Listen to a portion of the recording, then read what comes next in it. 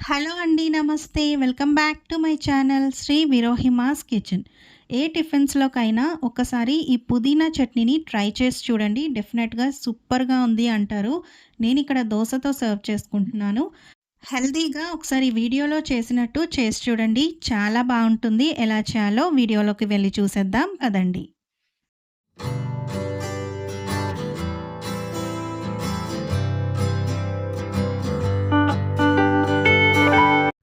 పుదీనా చట్నీ కోసం నేనొక చిన్న కట్ట పుదీనాని తీసుకున్నానండి.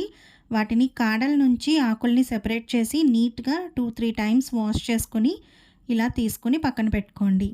ఇప్పుడు పుదీనా చట్నీలోకి మెయిన్‌గా ఫ్రై చేయాల్సిన ఇంగ్రీడియెంట్స్ వచ్చేసి 2 వెల్లుల్లిపాయ రెబ్బల్ని తీసుకోండి. అలానే 1 స్పూన్ వరకు మినపప్పు, 1 స్పూన్ పచ్చి శనగపప్పు, మీరు కారానికి తగినట్టు ఎండుమిరపకాయలని, 1 స్పూన్ జీలకర్ర, కొంచెం చింతపండు.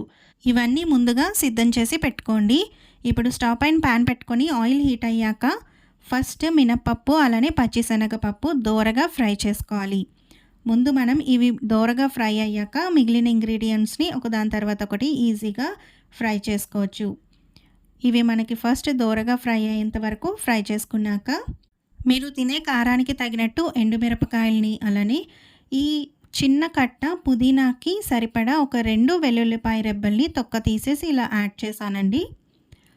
ఒక 2, 3 ఎండుమిరపకాయలు చిన్నవి వేసుకున్నాను. నేను ఈ చట్నీలో ఎలా అయితే చేశానో ఆ క్వాంటిటీ అయితే ఒక 2 లేక 3 చిన్న ఎండుమిరపకాయలు, అలానే 1 స్పూన్ జీలకర్ర.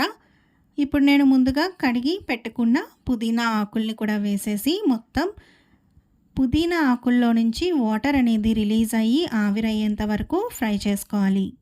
పుదీనా ఆకులు కొంచెం ఫ్రై అయ్యాక కొంచెం చిన్న ఇంచంత చింతపండుని వేసుకోండి. అలానే సాల్ట్ని కూడా వేసుకొని మొత్తంగా ఒకసారి మిక్స్ చేసుకోండి. చింతపండు ఇలా మనం ఫ్రై చేసుకోవడం వల్ల మనం గ్రైండ్ చేసేటప్పుడు కొంచెం సాఫ్ట్ అయ్యి బాగా నలగడానికి యూజ్ అవుతుంది. ఇవన్నీ కూడా బాగా ఫ్రై అయిపోయాక స్టవ్ ఆఫ్ చేసేసి పక్కన పెట్టి చల్లారేంత వరకు వెయిట్ చేయాలండి. ఇవన్నీ కూడా చల్లారాక మిక్సీ జార్లోకి వేసుకొని మీరు తినే స్వీట్నెస్ని బట్టి కొంచెం బెల్లాన్ని యాడ్ చేస్తే టేస్ట్ బాగుంటుంది. మనం చింతపండు ఎందులో యాడ్ చేసినా కొంచెం బెల్లాన్ని యాడ్ చేయడం వల్ల మరి ఎక్కువ పులుపు అయిపోకుండా పులుపుని కట్ చేస్తుంది.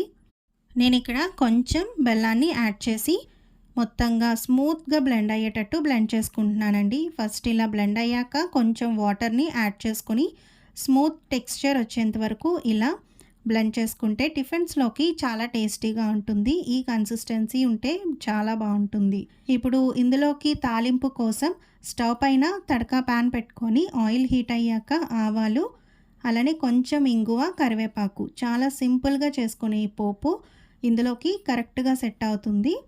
ఫైనల్‌గా ఈ పోపుని చట్నీలో యాడ్ చేసి టోటల్‌గా మిక్స్ చేసేసుకొని సర్వ్ చేసేసుకోండి. ఈ చట్నీ రెసిపీ మీకు నచ్చినట్లయితే లైక్ చేసి, షేర్ చేసి, సబ్స్క్రైబ్ చేసుకోండి. బాయ్.